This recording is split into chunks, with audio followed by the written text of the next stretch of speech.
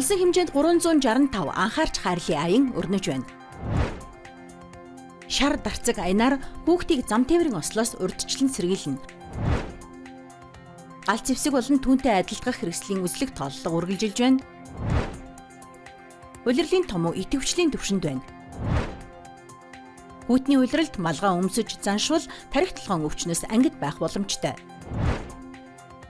Бурайд улс засаг захиргааны эрс шинжилэлтийг хийхээр төлөвлөж байна. Аист глобалын цөөн хормын мэдээ эхэлж байна. Улсын хэмжээнд 365 анхаарч хайрлын аян өрнөж байна. Судалгаанаас харахад жил бүрийн 10 болоод 11-р сард хүүхэд хохирсон гэмт хэрэг өсдөг байна. Тухайлбал энэ оны эхний 10 сарын байдлаар 2100 орчим хүүхэд гэмт хэргийн улмаас хохирчээ.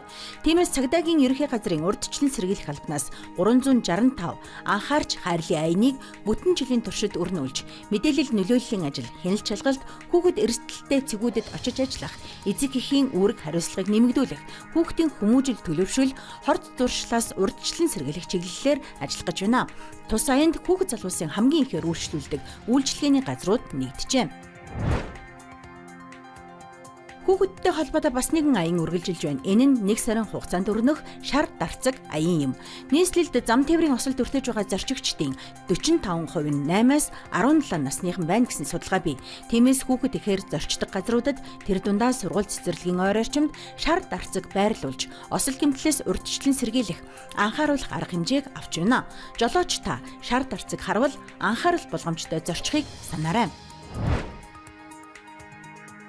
Улсын хэмжээнд галт зэвсэг түүнтэй адилдгах хэрэгслийн үзлэг тооллого энэ сарын 4-өөс 12-р сарын 4 хүртэл үргэлжилнэ. Үүгээр өөрсдийн эзэмшилд байгаа бүртгэлтэй галт зэвсгийн харьяа нутаг хариуцсан цагдаагийн байгууллагад бүртгүүлж, хууль ёсны эзэмшигч болохоо баталгаажуулах юм а.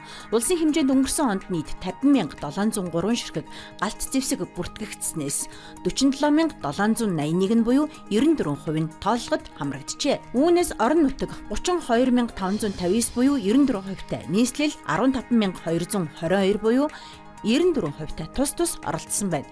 Хэрэг заасан хугацаанд бүртгүүлээгүй бол зөрчлийн тухай хуулийн 5-ын 6 дугаар зүйлийн 11 дэх хэсэгт заасны дагуу хариуцлага тооцдог байна. Өнгөрсөн 7 хоногт 282 мянган хүн эмнэлэгт хандсанаас 14 мянга орчим нь томуу төст өвчнөөр онцлогджээ. Тодорхойлбол эмнэлгийн байгууллагад хандан тусламж үйлчилгээ авсан хүмүүсийн 5.1% нь томуу төст өвчтэй байна. Үүнээс 34.4% нь Улаанбаатарт, орон нутагт 65.6% нь тус бүртгэгдэж, өмнөх 7 хоногоос тэг 10.8%-аар өсжээ. Түүнчлэн эмнэлэгт хэвтэн эмчлүүлэгчдийн 19% нь амьсгалын замын зочим хүнд халдварын шалтгаантай байна. Томуу төст өвчнөөр өвчлөгсдийн 79.2%-ийг 15, үүнээс 51.8%-ийг 5 хүртэлх насныхан эзэлж байна. Хүүтний улиралд малгай өмсөхгүй бол хараа муудах, нулимс гоожих өвчтөй болно. Хараа муудах, нулимс гоожихоос гадна сонсгол муудах, толгой өвдөх, тодруулбал тархины судас нарийсах, дархлаа муудах, томуу төст өвчин тусах, үс хөлдөж хугарах зэрэг олон асуудлыг дагуулдаггийг эмч мэрэгчлэтнүүд хэлж байна.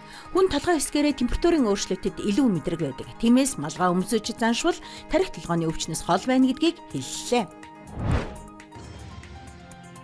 Брэдийн дүүргүүд тойрог болж удирдлагыг шинээр сонгоно.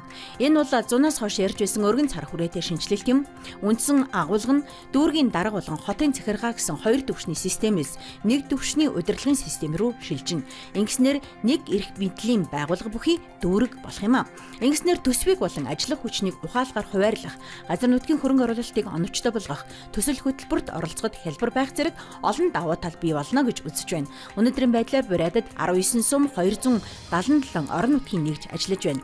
Үүнд 240 тосгон 14 хот багтана. Шинжилгээний дараа 21 орон нутгийн бүс 2 хоттой болох юм. Аист глобалын цөөн хормын мэдээ байлаа. Ажлын амжилт хүсье.